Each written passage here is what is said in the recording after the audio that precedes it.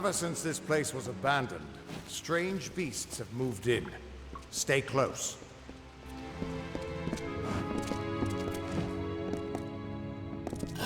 This place has been abandoned for so long that some Fate Weavers think it's just a legend.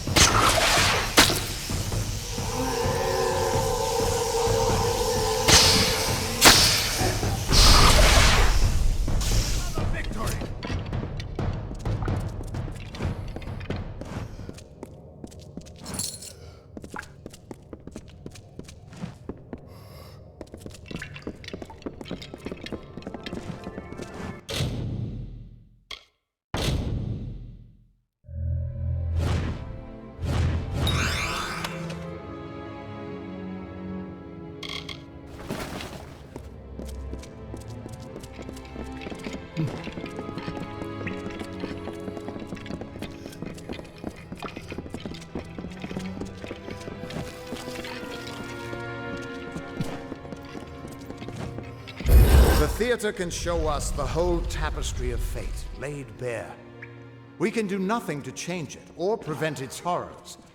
Well, most of us can't.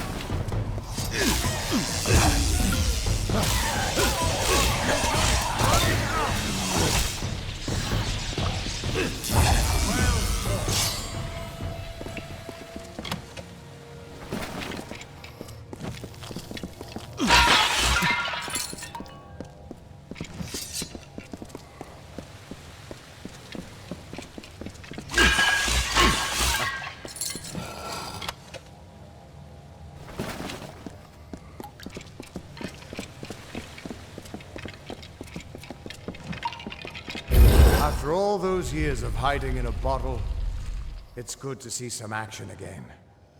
If only one last time.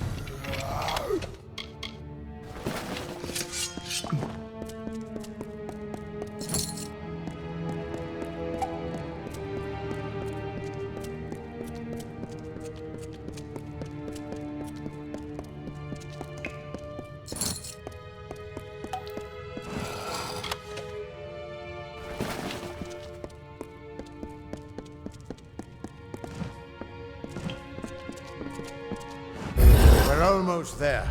Or at least as far as I can take you.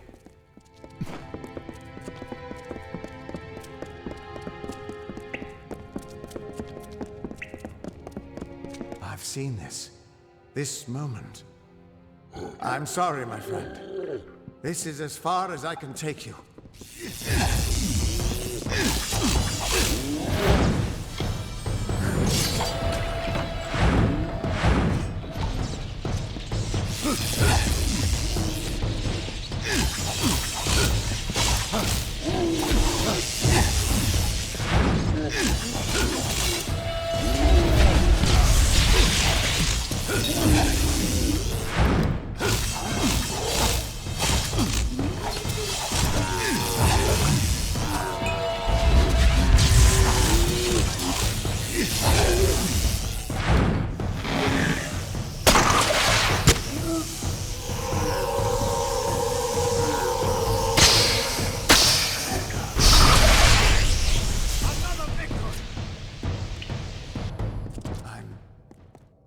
I'm still alive. He was supposed to...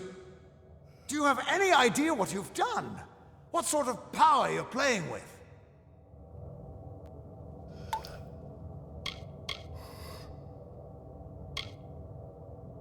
You absorbed everything he was, everything he would do. You changed the weave of destiny itself. Because of you, there are deeds he won't do. Children of his that won't be born. Victims that won't die when they were supposed to.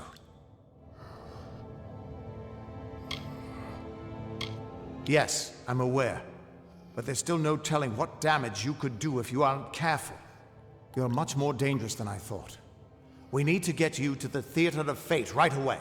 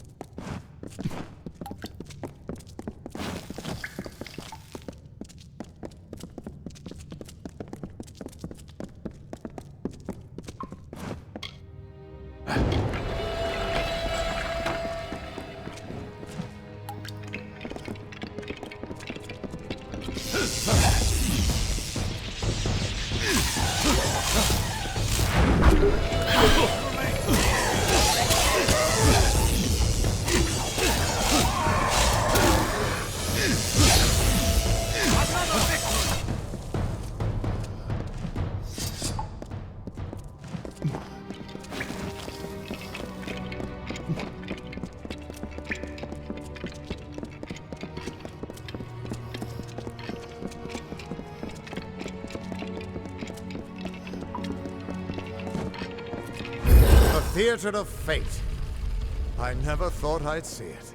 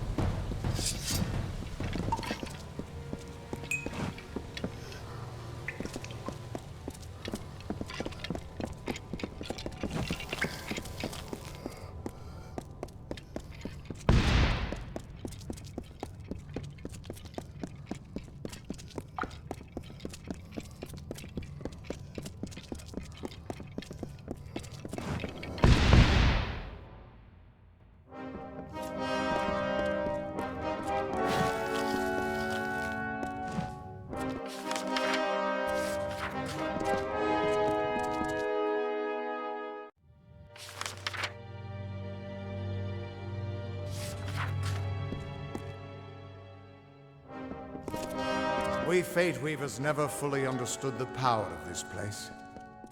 Seems there's a lot we don't understand.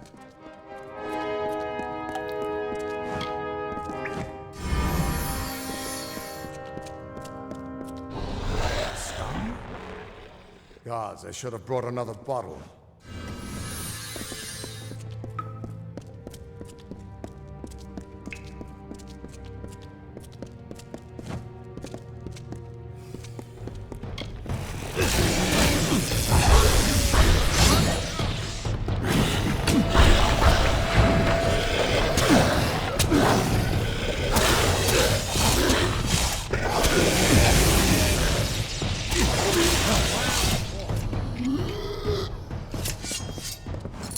No surprise that Niskaru found its way to this place of power. Everything about these ruins is dedicated to this room, and at the center of it all is the Destiny Stone. With it, the Fae taught the Fate Weavers the answers to the deepest mysteries of fate. Put your hands on the stone, and maybe we can find answers to your own mysteries. This temple was built by the Arathi, and it's been here as long as recorded history. But the Destiny Stone was made by the first Fate Weavers. The legends say that they drew on ageless wisdom to build the stone. But with our order so scattered now, it hasn't been used in years.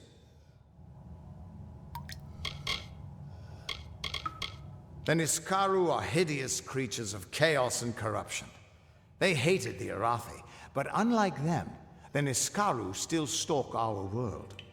Thankfully, they've mostly been driven back from the Feylands, but you still find a few lurking deep underground. Just put your hand on the Destiny Stone.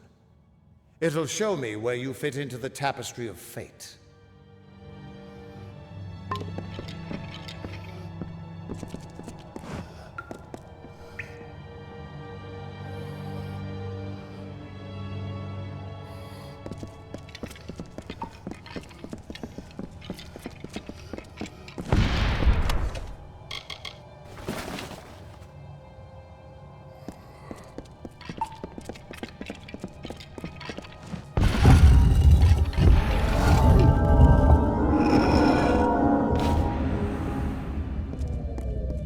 The Destiny Stone came apart at your touch, and all around you the tapestry of fate, unweaving itself.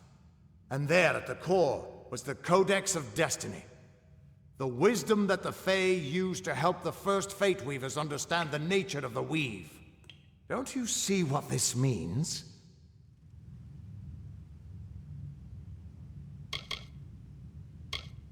Yes, it is.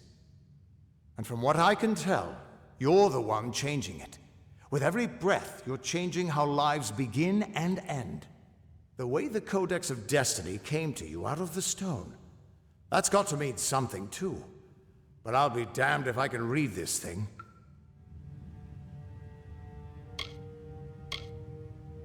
As dangerous as an open flame. You could help people or destroy them entirely. When you get involved, there's no grand cosmic plan. Only freedom and all the dangers that come with it. And that means I owe you, Wait. What's that? Purge the abomination! In the name of Godflaw!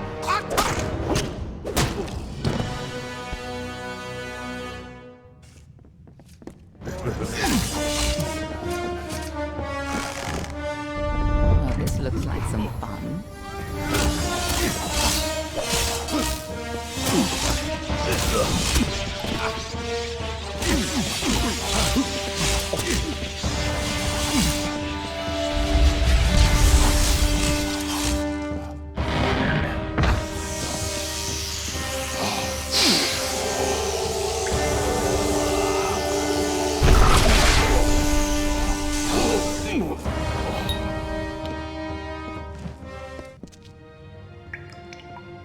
Who are you? How do we know you're not working with the Tuatha?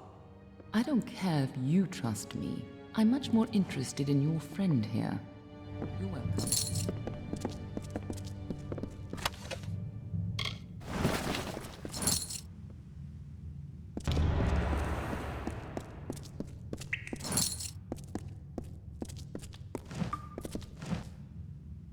I'm beginning to think that these Tuatha don't like you.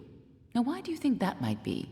After all, someone who can change the fate of the world, who wouldn't want you? I'm not sure, but they're very well informed about your location. They came straight here from Didenhill, but they're not nearly as interesting as you.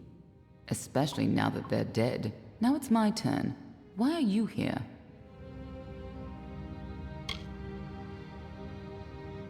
Ha! Knowing the future is for fools. Who reads the end of a book before it's time?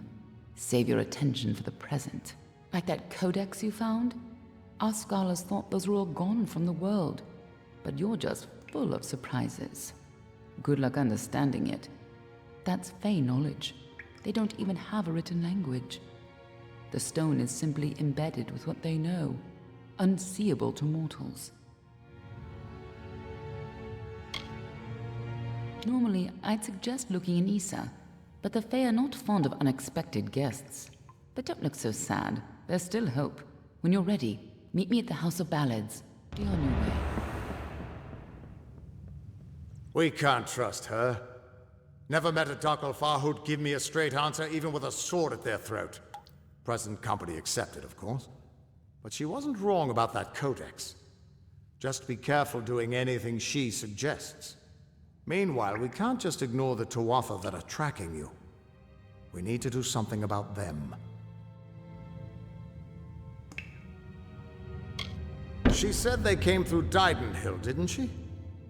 They don't belong in these lands, so they probably left a trail wide as an Eden's backside. Meet me there, and we'll track them down. Maybe we can find out why they're after you, or at least how they can find you so easily. I've got some final rites to perform before I leave this place. Good luck.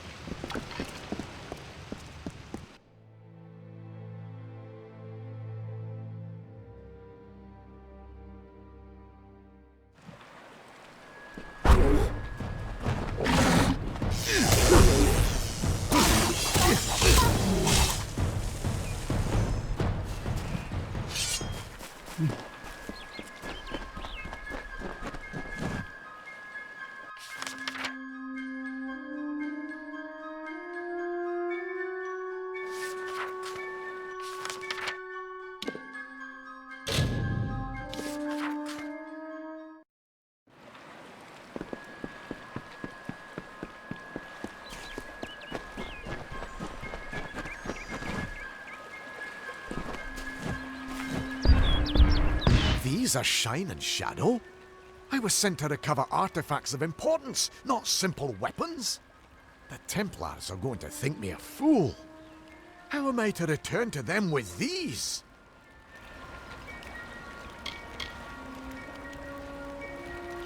There's like to be more dignity in returning empty-handed rather than bringing back such a small trinket.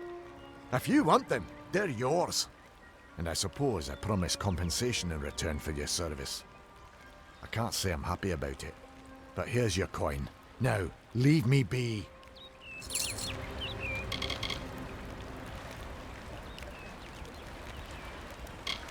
I had expected that they might be something like a miniature sun, a battery which held an intense magical reservoir.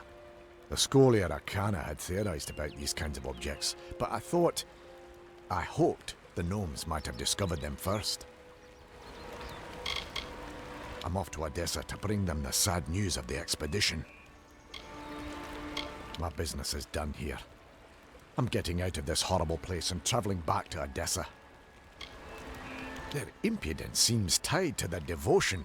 From what I can tell, a small number of prominent shamans are rallying them. If someone had a head on their shoulders and a blade, then toppling those shaman would help pacify the area.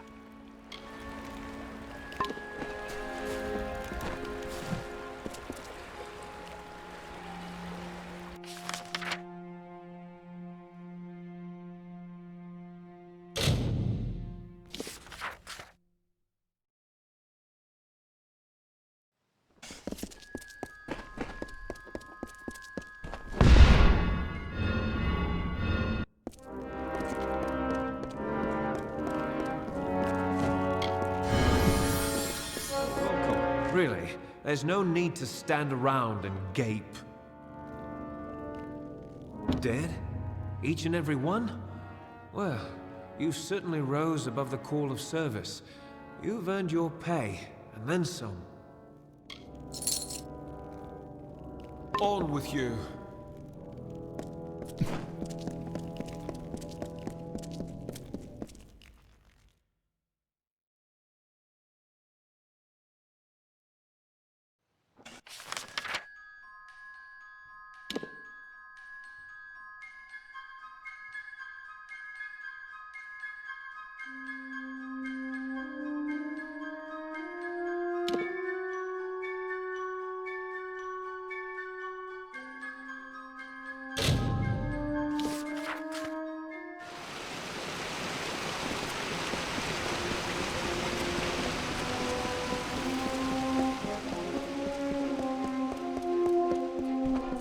Impressive balance.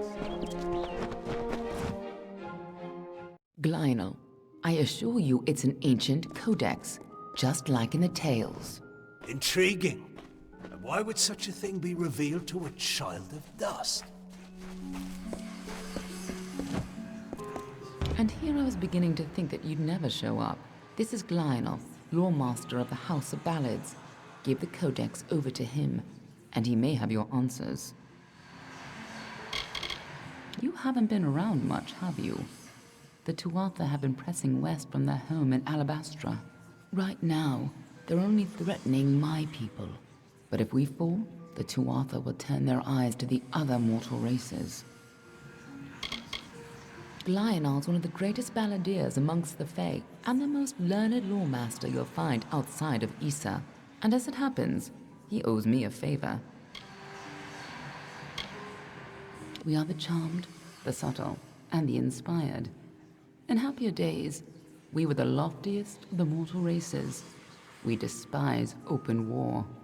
But for decades, the Tuatha have been at war with us, pushing into our lands and forcing us to take up arms. The Fae do not have a written language, so their tales are their lifeblood, their history, and their future all in one. The House of Ballads is where they enshrine these legends and celebrate them time and again.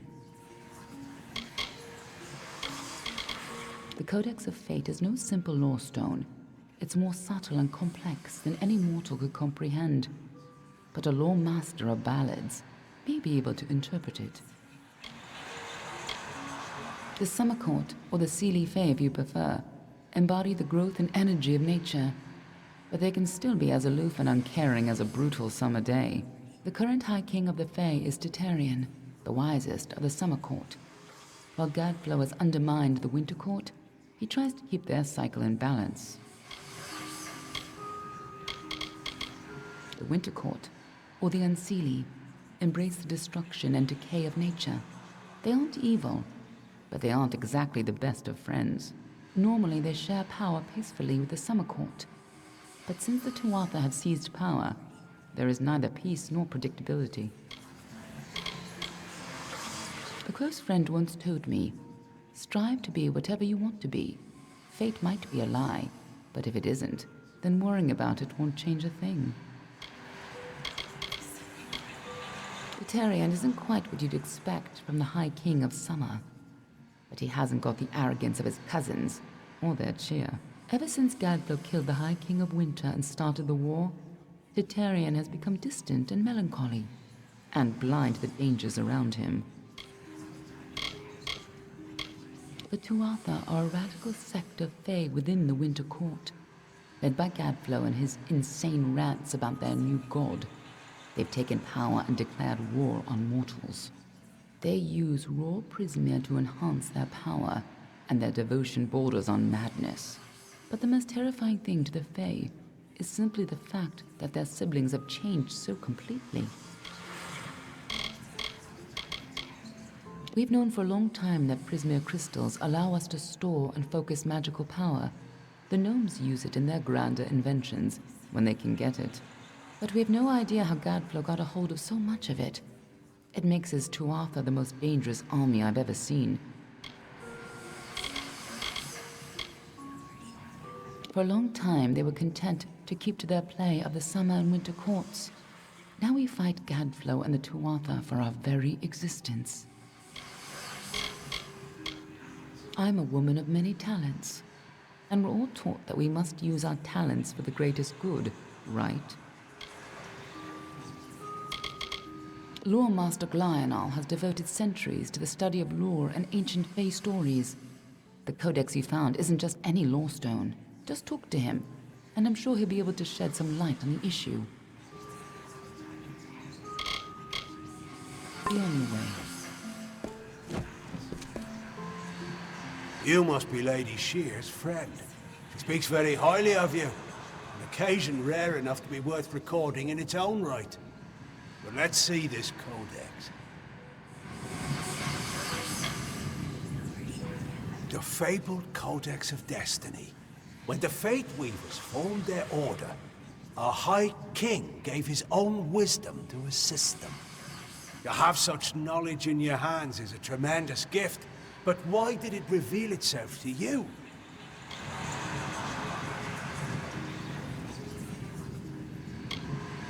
Nonsense. All children of dust have a story that is written before you see your first dawn. Now, I can only make out some parts, but this is odd. The Codex speaks of an exception, a void, an end to the endless. This is simply too much. The High King would never pawn such absurdity off as wisdom.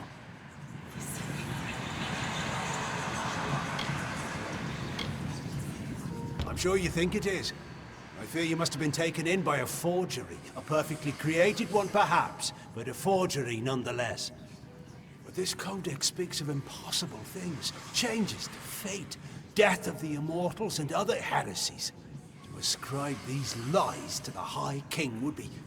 I'm sorry, but I must ask you to take it away. I will have no part in these lies. He is an offense to our people. He upsets the natural order, and his war breaks the cycle. I will speak no more of him.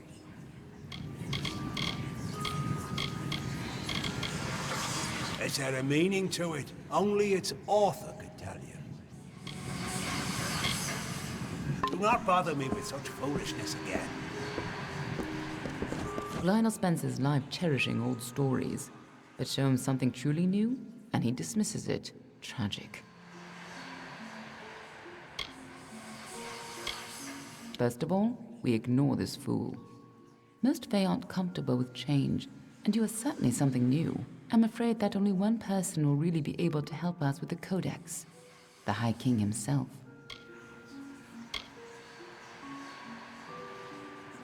It will be difficult. His court is in the city of Issa. Very few mortals are permitted in its gardens.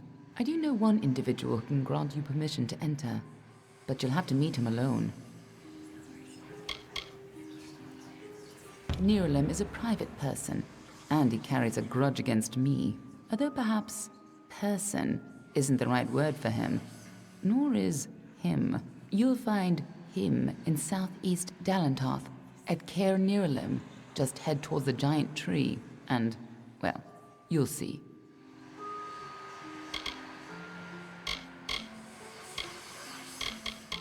Nirelem is the oldest living mortal. He remembers the time before even the Fae called these lands home. You should see how they cherish him. He rarely grants an audience to visitors. His tenders say he knows the future as well as the past. It makes him very particular about what he says.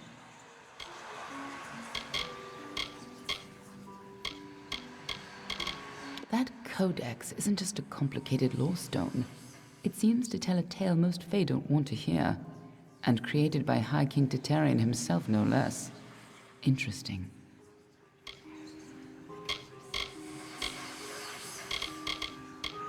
None of us could have foreseen the rise of Gadflow and his army, but we should have, and now we're all facing the price. That old coward. He may have lived 100 heroic lives, but he's lost the moment he faces something truly new. Pathetic. You'll have to meet him on your own.